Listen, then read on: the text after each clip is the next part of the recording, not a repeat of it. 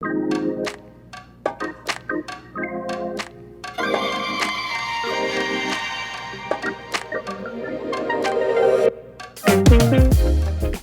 we think about marketing in very general terms, we so often focus on the external factors.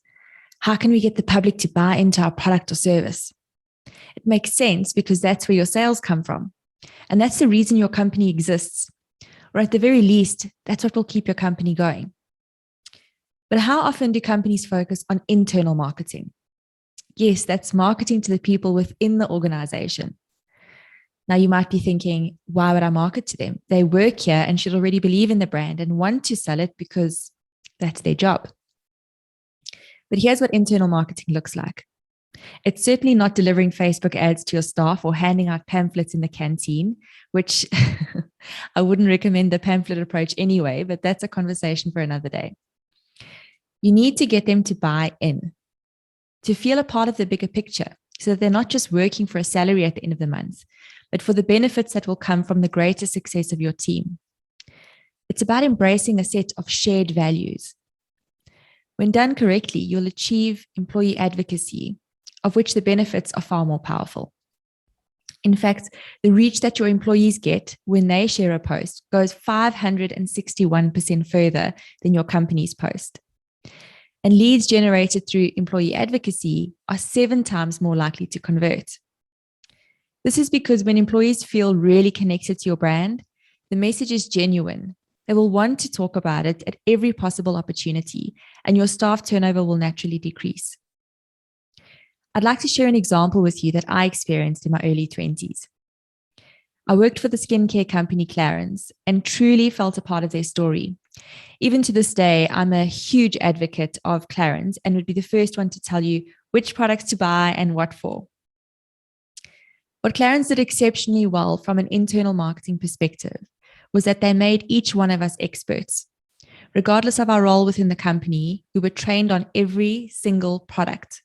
Not only what was in the range and how much it cost, but which ingredients went into them, how they were sustainably sourced, and we were even trained on application. We were included in the international makeup artist events and got some of the best kept secrets from the leaders of Clarins Paris. We were all a part of the big launches and got to take home products before they even arrived in stores. We had product allocations and spa treatments on our birthday, all beautifully united with our secret weapon for confidence, Clarins red lipstick.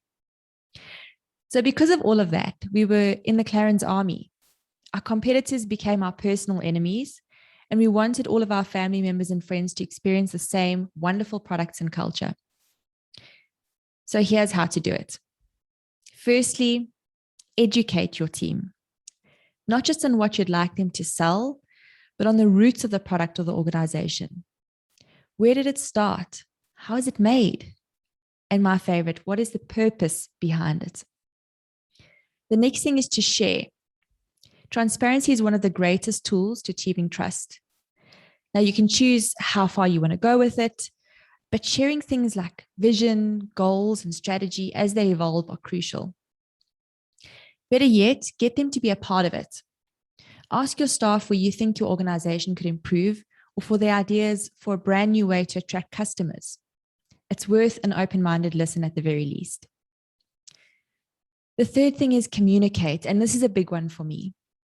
Let everyone be part of the journey. Send out weekly mailers or make space in your weekly catch-up sessions to celebrate team wins, regardless of the department. New launches, industry news, and anything else that is current and relevant to the success of the business as a whole. If you are not doing weekly sessions as a company, and yes, I mean all of you, every person in the company, I highly recommend it.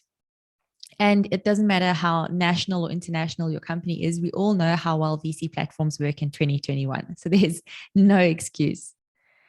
The more your team understand what their function is in achieving success, the more likely they will be to want to pull their weight. Remove the idea that each person has a role that serves an individual purpose for a specific department. The next thing is experience. And I think this is where it's kind of the make or break of your internal marketing strategy. And this is what was so successful for me at Clarins.